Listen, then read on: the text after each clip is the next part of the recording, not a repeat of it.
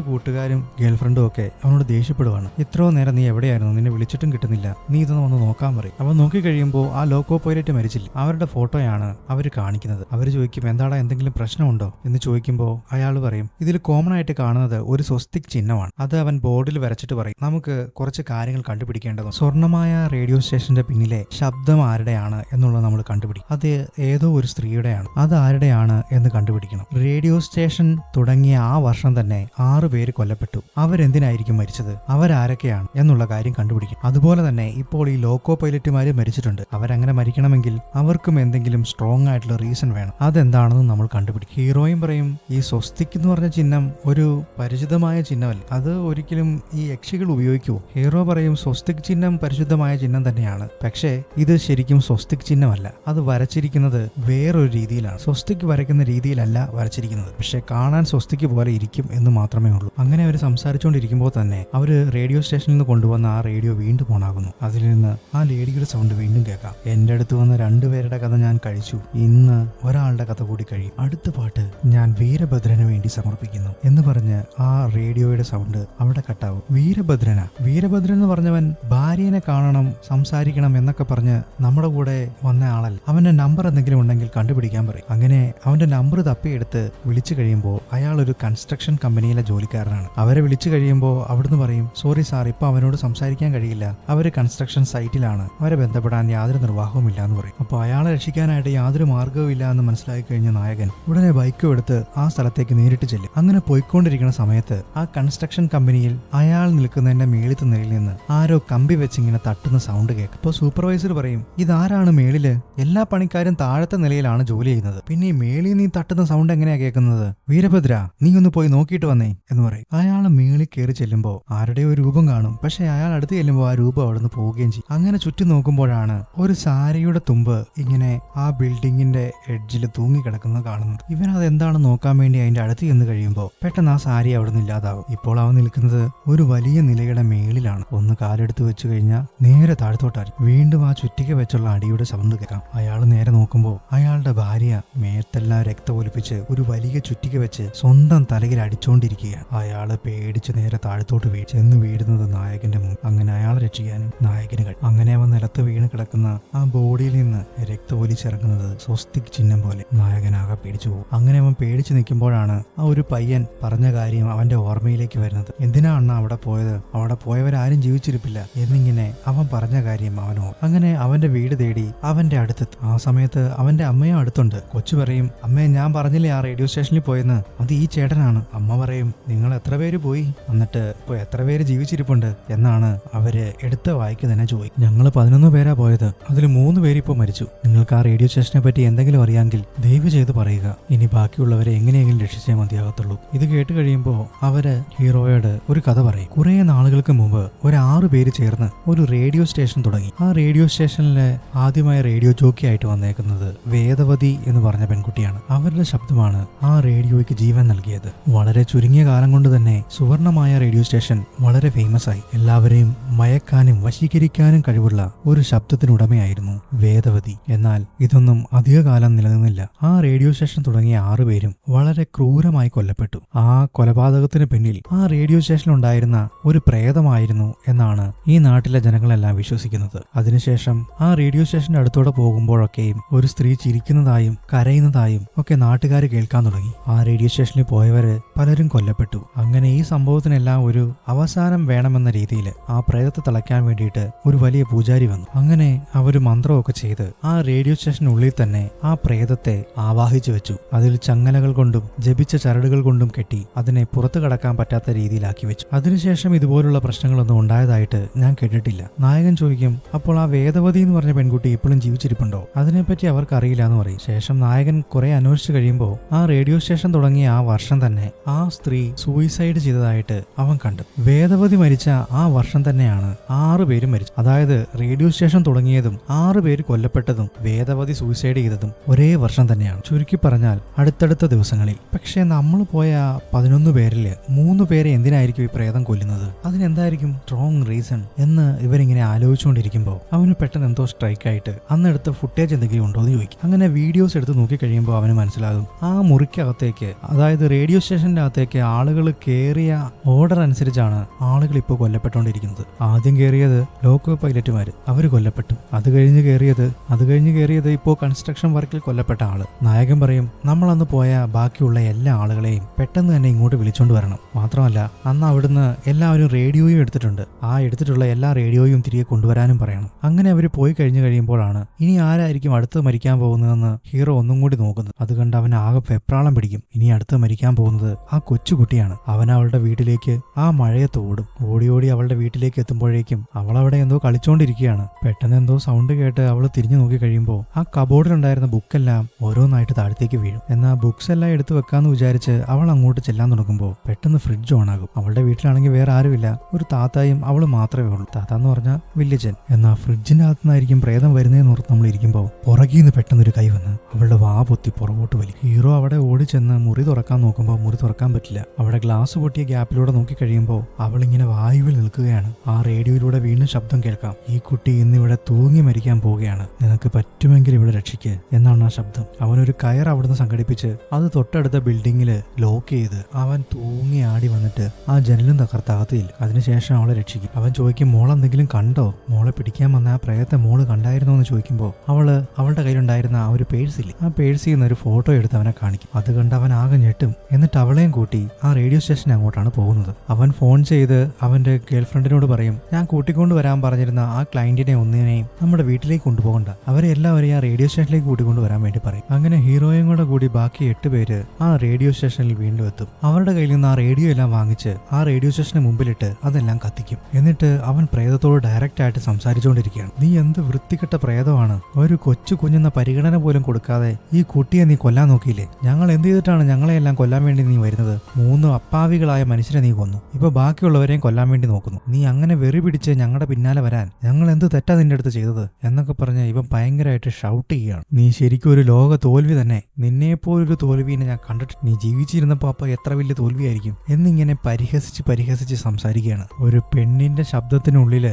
നീ മറഞ്ഞിരിക്കുന്ന കാര്യവും എനിക്കറിയാം എന്നിങ്ങനെ അവൻ വീണ്ടും പറഞ്ഞുകൊണ്ടിരിക്കുകയാണ്. നമ്മൾ ഇത്രയും നേരം ഓർത്തുകൊണ്ടിരുന്നത് ഈ കൊലപാതകത്തിനെല്ലാം പിന്നില് ഒരു സ്ത്രീയുടെ പ്രേതമായിരിക്കുമെന്നല്ലേ. എന്നാൽ ഒരു സ്ത്രീയുടെ സൗണ്ടുള്ള ഒരു പുരുഷ പ്രേതമാണ് ഇതിന്റെ പിന്നിൽ. അവനാണ് ഇവരെ എല്ലാം കൊന്നതും ഇപ്പോൾ നമ്മുടെ നായകനെയും ഈ ക്ലയന്റിനെയും എല്ലാം കൊല്ലാൻ നോക്കുന്നത്. ഇത് നായകൻ എങ്ങനെയാ മനസ്സിലാക്കുന്നതെന്ന് ചോദിച്ചാൽ ആ കൊച്ചിന്റെ കയ്യിൽ ആ പേഴ്സിനുള്ളിൽ നിന്ന് ഒരു ഫോട്ടോ കിട്ടും. ആ ഫോട്ടോയിൽ ഇവന്റെ പടമുണ്ട്. അപ്പോഴേക്കും അവിടെ മറഞ്ഞു കളിച്ചിരുന്ന ആ പ്രേതം ഇവന്റെ മുമ്പിലേക്ക് ഒറിജിനൽ രൂപത്തിൽ പ്രത്യക്ഷപ്പെടും. എന്നിട്ട് അവന്റെ കയ്യിലുണ്ടായിരുന്ന ആ ഫോട്ടോ കത്തി താഴെ പോകും. എന്നിട്ട് ആ റേഡിയോയിലൂടെ സംസാരിക്കാൻ തുടങ്ങും. ഇത്രയും നാൾ നിങ്ങൾ ഓരോരുത്തരെയും കൊല്ലാമെന്നായിരുന്നു ഞാൻ പ്ലാൻ ഇട്ടത്. എന്നാൽ ഇവൻ എന്നെ ഇത്രയും ഇറിറ്റേറ്റ് ചെയ്ത സ്ഥിതിക്ക് ഇവനെ ആദ്യം കൊന്നിട്ട് ബാക്കി നിങ്ങളെ ഞാൻ പതിയെ കൊല്ലത്തുള്ളൂ എന്ന് പറഞ്ഞ് ആ റേഡിയോയും പൊട്ടിത്തെറിപ്പിച്ച് ആ പ്രേതം അവിടുന്ന് അപ്രത്യക്ഷമായി പോകും. അതിനുശേഷം ഹീറോയും ഹീറോയിനും അവരുടെ കൂട്ടുകാരനും കൂടി അടുത്തുള്ള പോലീസ് സ്റ്റേഷനിൽ പോയി വിവരങ്ങൾ അന്വേഷിക്കും. സുവർണമായ റേഡിയോ സ്റ്റേഷന്റെ പേര് കേട്ടപ്പോൾ തന്നെ അയാൾ ആകെ ഞെട്ടിയിരിക്കുകയാണ്. അവിടെ റേഡിയോയിൽ സൗണ്ട് കൊടുത്തിരുന്ന വേദവതി എന്ന് പറഞ്ഞൊരു പെങ്കൊച്ചില്ലായിരുന്നു,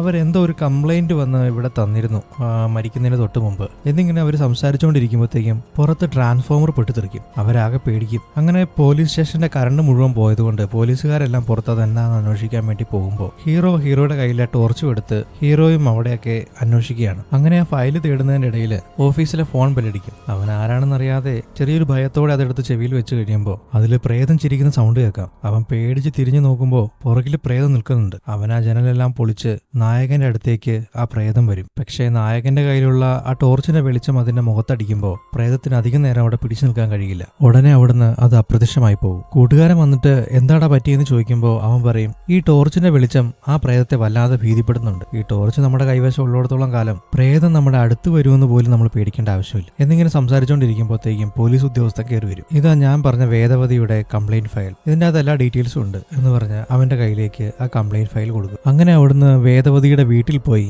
അവരുടെ അച്ഛനോട് അവരെ പറ്റി അന്വേഷിക്കുമ്പോൾ അച്ഛൻ പറയും, അവള് മരിച്ച പിന്നെ ഞാൻ അവളുടെ റൂമിലേക്ക് പോലും പോകാറില്ല, അവളുടെ റൂം പൂട്ടിക്കിടക്കാണ്, നീ അവിടെ പോയി നോക്ക്, നിനക്ക് ആവശ്യമുള്ള എന്തെങ്കിലും കിട്ടുമോ എന്നുള്ളത് അറിയാം എന്ന് പറയും. അങ്ങനെ അവര് വേദവതിയുടെ റൂമിൽ പോയി തിരഞ്ഞു കഴിയുമ്പോൾ അവർക്ക് അവിടുന്ന് ഒരു ഗ്രൂപ്പ് ഫോട്ടോ കിട്ടും. വളരെ ഞെട്ടിക്കുന്ന കാര്യം എന്താണെന്ന് ചോദിച്ചാൽ ആ ഗ്രൂപ്പ് ഫോട്ടോയിൽ നമ്മൾ മുമ്പ് കണ്ട ആ പ്രേതം ആയിട്ട് വന്ന ആളുടെ ഫോട്ടോയും ഉണ്ട്. അവര് വേദവതിയുടെ അച്ഛനോട് ചോദിക്കും, ഇത് നിങ്ങളുടെ മകളല്ലേ, പക്ഷേ ഈ നിൽക്കുന്ന ആളെ നിങ്ങൾക്ക് പരിചയമുണ്ടോ എന്ന് ചോദിക്കും. അച്ഛൻ പറയും, അവനെ എനിക്കറിയാം, ആള് വളരെ വ്യത്യസ്തനായ ഒരു മനുഷ്യനാണ്, അവന്റെ പേര് എനിക്ക് ഓർമ്മയില്ല എന്നിങ്ങനെ പറഞ്ഞുകൊണ്ടിരിക്കുന്നതിന്റെ ഇടയിൽ അവർ ചോദിക്കും ഈ നടുക്ക് ഇരിക്കുന്ന ആൾ ആരാണെന്ന് ചോദിക്കുമ്പോൾ അയാൾ പറയും ഇദ്ദേഹമാണ് അവരെ എല്ലാം അന്ന് പഠിപ്പിച്ചിരുന്നത്. ഒരുപക്ഷെ അയാളോട് പോയി തിരക്കി കഴിഞ്ഞാൽ നിങ്ങൾ ചോദിച്ച ആളെ പറ്റി അറിയാൻ പറ്റും. അങ്ങനെ ഹീറോയിനും കൂട്ടുകാരനും കൂടി ആ അധ്യാപകന്റെ വീട് തേടി പോവുകയാണ്. അവിടെ ആ ഫോട്ടോ കാണിച്ചിട്ട് അവർ ചോദിക്കും ഇത് ഇയാളെ പരിചയമുണ്ടോ എന്ന് ചോദിക്കുമ്പോൾ അദ്ദേഹം പറയും പരിചയമുണ്ട് മോനെ, ഞാൻ ഇവരെയൊക്കെ പഠിപ്പിച്ചതാണ്, വിശ്വപുത്ര എന്നാണ് ഇവന്റെ പേര് എന്ന് പറഞ്ഞ ഒരു ഫ്ലാഷ് ബാക്ക് പറയുകയാണ്. അവൻ ജനിച്ചത് ഒരു ഗ്രഹണ ദിവസമായിരുന്നു. അതുകൊണ്ടാണോ എന്നറിയത്തില്ല,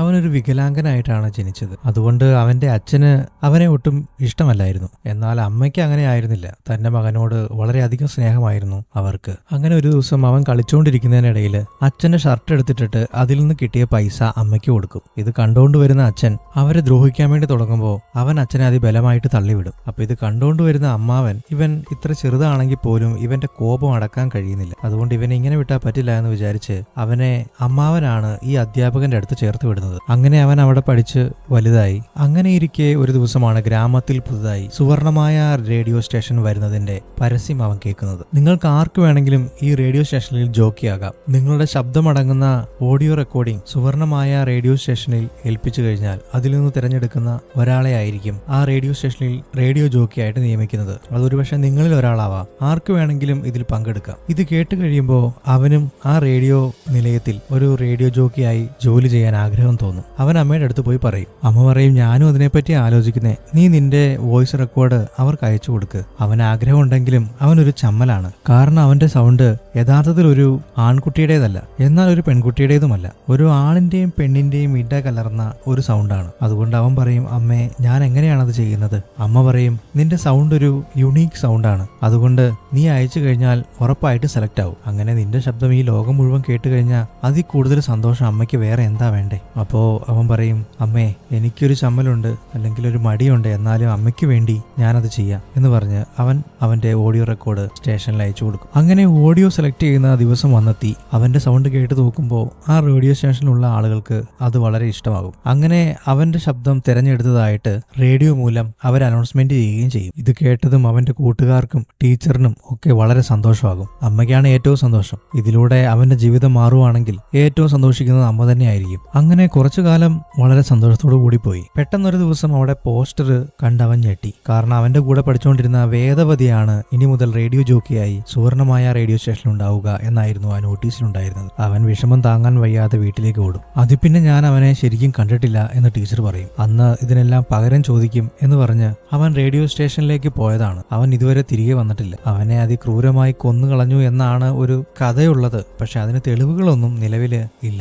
അങ്ങനെ ടീച്ചറിന്റെ അടുത്തുനിന്ന് കാര്യങ്ങളൊക്കെ അറിഞ്ഞ് അവർ തിരിച്ചു പോരും. അങ്ങനെ തിരിച്ചു പോരുന്ന സമയത്ത് ഹീറോയിൻ വളരെ സെന്റി അടിക്കുന്നുണ്ട്. നീ വിശ്വയുടെ ഭാഗത്തു നിന്നും ചിന്തിച്ചു നോക്ക്. അവൻ ആ റേഡിയോ സ്റ്റേഷനിലൊക്കെ സെലക്ട് ആയിട്ട് പെട്ടെന്നൊരു ദിവസം വേദവതിയാണ് ഇനി മുതൽ റേഡിയോ ജോക്കി എന്നൊക്കെ പറഞ്ഞു കഴിഞ്ഞാൽ ആർക്കാണ് അംഗീകരിക്കാൻ പറ്റാത്തത്? ഇതിനിടയിൽ ഒരു പട്ടി വട്ടം ചാടി അവരുടെ വണ്ടി നിയന്ത്രണം വിട്ട് ഊട്ടി കാട്ടിനുള്ളിലേക്ക് കയറും. അവൻ കാർ നിർത്തി ഇറങ്ങി ആ പട്ടിക്കുഞ്ഞിനെ എടുത്തിട്ട് നോക്കുമ്പോഴാണ് അതൊരു ശ്മശാനമാണെന്നുള്ള കാര്യം അവന് മനസ്സിലാകുന്നു. അവൻ നോക്കിക്കഴിയുമ്പോൾ അവരിപ്പോ സംസാരിച്ചിട്ട് വന്ന ആ അധ്യാപകനില്ലേ, അയാൾ മരിച്ചിട്ട് കുറെ നാളായി. അയാളുടെ ശവകുടീരത്തിന് മുമ്പിലാണ് ഇപ്പോൾ അവർ നിൽക്കുന്നത്. അപ്പോഴേക്കും വിശ്വയുടെ ശബ്ദം കേൾക്കാം. അപ്പോ വിശ്വ തന്നെയാണ് അധ്യാപകന്റെ രൂപം എടുത്ത് അവരുടെ മുമ്പിൽ വന്ന് തന്റെ സ്വന്തം കഥ പറഞ്ഞു കേൾപ്പിച്ചത്. അവര് പേടിച്ചവിടുന്ന് ഓടുന്നതിനിടയില് നായകിയുടെ കാല് തട്ടി വീണ് അവരുടെ കയ്യിലുണ്ടായിരുന്ന ആ ടോർച്ച് ലൈറ്റ് ഉടഞ്ഞു പോകും. ഇത് കാണുന്ന വിശ്വ ഇനി എന്നെ തടയാൻ ആർക്കും ആവില്ലെന്ന ഭാവത്തോടെ ഇവരുടെ മുമ്പിൽ വന്ന് ഇവരെ വളരെയധികം പേടിപ്പിക്കും. ഇവരവിടുന്ന് വീണ്ടും കാറിൽ രക്ഷപ്പെടുന്ന സമയത്ത് ഒരു ലോറി വന്ന് കാറിലിടിച്ച് കാർ ആക്സിഡന്റ് ആവും. അവിടുന്ന് കട്ട് ചെയ്ത് കഴിഞ്ഞാൽ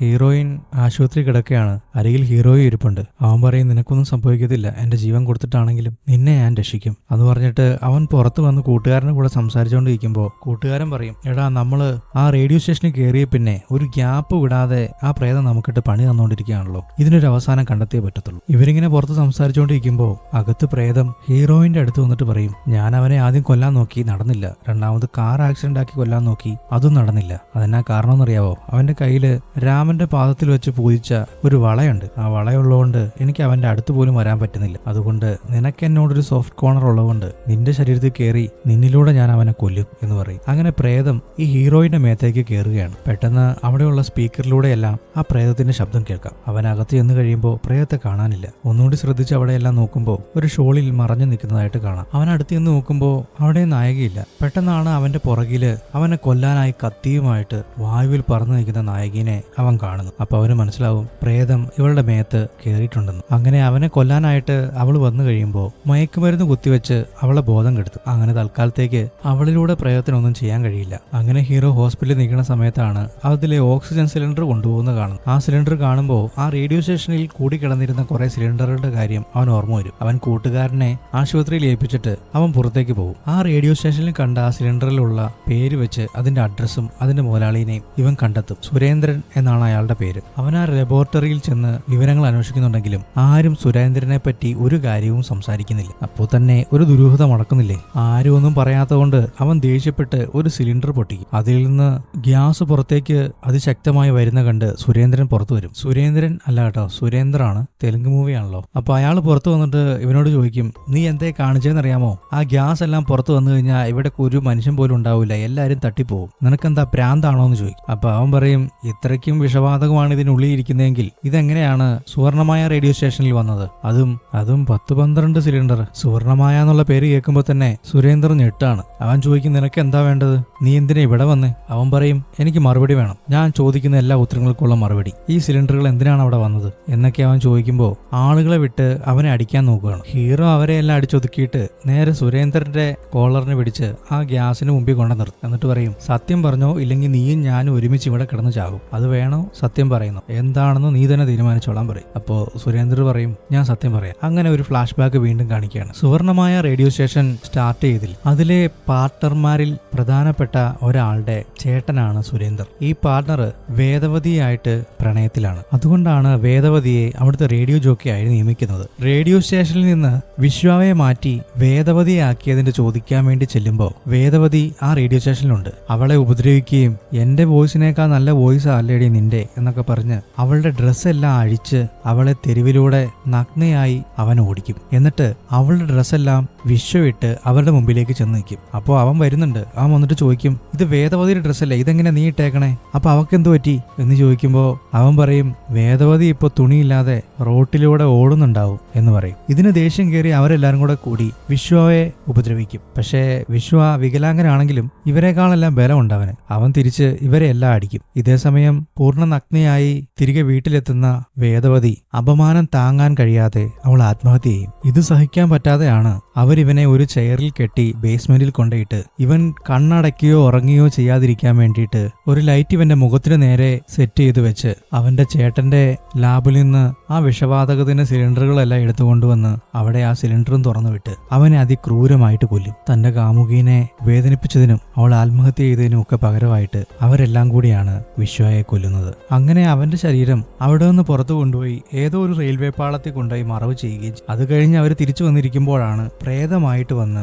അവരെ 7 പേരുടെയും കഥ വിശ്വ മുടിക്കുന്നത്. അവൻ സുരേന്ദ്രനോട് ചോദിക്കും, അവൻ അമ്മയ്ക്ക് കൊടുത്തൊരു വാക്ക് നിറവേറ്റാൻ വേണ്ടിയിട്ട് മാത്രമാണോ അവരെ എല്ലാം കൊന്നത്? സുരേന്ദ്രൻ പറയും, ഞാൻ അതിനെപ്പറ്റി അന്വേഷിച്ചപ്പോഴാണ് എനിക്ക് വേറൊരു കാര്യവും മനസ്സിലായത്. ശരിക്കും അവൻ ജനിച്ച സമയത്ത് അവന്റെ അമ്മ മരിച്ചു പോയിരുന്നു. പിന്നീട് അവനെ വളർത്തിയതൊക്കെ അച്ഛനാണ്. പക്ഷേ അച്ഛനും അവനോട് വലിയ സ്നേഹമൊന്നുമില്ലായിരുന്നു. അങ്ങനെ ഇരിക്കുന്ന സമയത്താണ് അമ്മയുടെ പഴയ ആഭരണ പെട്ടികളുടെ ഇടയ്ക്കിൽ നിന്ന് ഒരു കണ്ണാടി അവന് കിട്ടുന്നത്. പെട്ടെന്ന് അതിശയകരമായിട്ട് ആ കണ്ണാടിയിൽ അവന്റെ അമ്മയുടെ രൂപം പ്രത്യക്ഷപ്പെടും. അങ്ങനെ അവന്റെ അമ്മ എപ്പോഴും അവന്റെ കൂടെ ഉള്ളതായിട്ട് അവന് തോന്നും. ഇത് കണ്ടുകൊണ്ടുവരുന്ന അച്ഛൻ അവനെ ഉപദ്രവിക്കും. നീ എന്തിനാണ് എപ്പോഴും ഈ കണ്ണാടി നോക്കിയിരിക്കുന്നത് എന്ന് പറഞ്ഞ് ആ കണ്ണാടി വാങ്ങിച്ച് എറിയാൻ നോക്കുമ്പോഴാണ് അമ്മയോടുള്ള സ്നേഹം അവനെ കൊണ്ട് അത് ചെയ്യിക്കുന്നത്. അവൻ ഒരു കത്തിയെടുത്ത് അതിക്രൂരമായിട്ട് അവന്റെ അച്ഛനെ കുത്തി കൊന്നുകളയും. ഇത് കണ്ടുകൊണ്ടുവരുന്ന അമ്മാവനാണ് അവനെ ശരിക്കും ആ അധ്യാപകന്റെ അടുത്ത് പഠിക്കാൻ വേണ്ടി അയക്കും. അങ്ങനെ സുരേന്ദ്രൻ പറയും, എന്തായാലും എന്റെ ചേട്ടനും ഇതിൽ സമ്മതപ്പെട്ടിട്ടുണ്ട്, അതുകൊണ്ട് ഇതിനൊരു അവസാനം വന്നേ പറ്റത്തുള്ളൂ എന്ന് പറഞ്ഞ് അവനെ ഒരു സ്വാമിജിയുടെ അടുത്തേക്ക് കൂട്ടിക്കൊണ്ടുപോകും. സ്വാമിജി അവന്റെ കൈ തൊട്ടിട്ട് പല കാര്യങ്ങളും പറയും. അതിലൊന്നിതാണ്,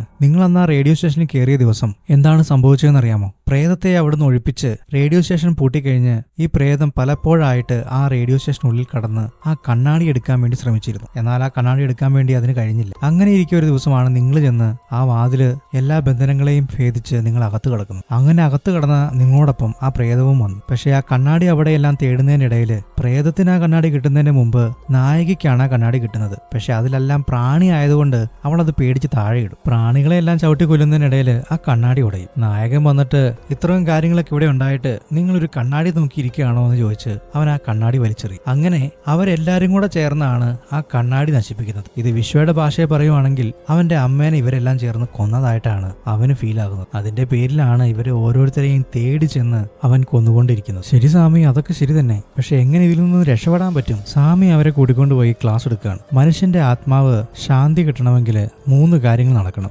ആസൈ, ചിന്തനൈ, നോക്കം. ഇത് 3ഉം റിലേറ്റ് ചെയ്യാൻ പറ്റുന്ന വസ്തുക്കൾ അവന്റെ ഭൂതകാലത്ത് നിന്നും കണ്ടെത്തി കൊണ്ടുവരികയാണെങ്കിൽ, അതെല്ലാം അവന്റെ മുമ്പിൽ വെച്ച് തന്നെ നശിപ്പിക്കുകയാണെങ്കിൽ അവനെ നമുക്ക് ഇല്ലായ്മ ചെയ്യാൻ കഴിയും. അങ്ങനെ സ്വാമിജിയുടെ വാക്ക് കേട്ട് ഇവര് അവന്റെ വീട്ടിലെല്ലാം പോയി അന്വേഷിച്ചു കഴിയുമ്പോൾ അവർക്കൊരു പഴയ ചെസ് ബോർഡ് കിട്ടും. ഇവൻ കളിച്ചുകൊണ്ടിരുന്നത് അത് ഇവരെടുക്കും. പിന്നെ റേഡിയോയിൽ അവന്റെ ശബ്ദം വരണമെന്ന് അവന്റെ ഭയങ്കര ആഗ്രഹമായിരുന്നല്ലോ. അതുകൊണ്ട് സ്റ്റേഷനിൽ പോയിട്ട് ഒരു റേഡിയോ കൂടി അവനെടുക്കും. അത് സ്വാമിജിയുടെ അടുത്ത് കൊണ്ടുപോയി കൊടുത്തിട്ട് പറയും, ഇത് വെച്ച് അവനെ ഇല്ലായ്മ ചെയ്യാൻ പറ്റുമോ എന്ന് ചോദിക്കുമ്പോൾ സ്വാമിജി പറയും, പറ്റില്ല, ഇനി ഒരെണ്ണം കൂടി വേണം, അതുകൊണ്ട് ഉണ്ടെങ്കിലേ പറ്റുള്ളൂ എന്ന് പറയും. അങ്ങനെ അവരവിടെ സംസാരിച്ചുകൊണ്ടിരിക്കുന്ന സമയത്ത് ഈ പ്രേതത്തെ സ്വാമിജി അവിടെ ബന്ധിച്ചിട്ടിരിക്കുകയാണല്ലോ, അതിന് കൂടുതൽ ശക്തി കിട്ടും. അത് സ്വാമിജീനെയും ഇവരെയെല്ലാം ആക്രമിക്കും. അങ്ങനെ ഇവന്റെ കയ്യിൽ വന്ന് പിടിക്കുമ്പോൾ പെട്ടെന്ന് പ്രേതം തെറിച്ച് പുറകോട്ട് പോകും. അതിന്റെ കാരണം എന്താണെന്ന് അവൻ നോക്കുമ്പോൾ അവന്റെ കയ്യിൽ കിടക്കുന്ന ആ വളയാണ്. പെട്ടെന്ന് അവനൊരു ബുദ്ധി തോന്നും. അവന്റെ കയ്യിൽ നിന്ന് വളയൂരി നായകിയുടെ കയ്യിലേക്ക് വളയിടും. പെട്ടെന്ന് ആ പ്രേതം അവളുടെ ശരീരം വിട്ട് ഹീറോയുടെ ശരീരത്തേക്ക് കയറും. അങ്ങനെ അവനെ പ്രേതത്തിന്റെ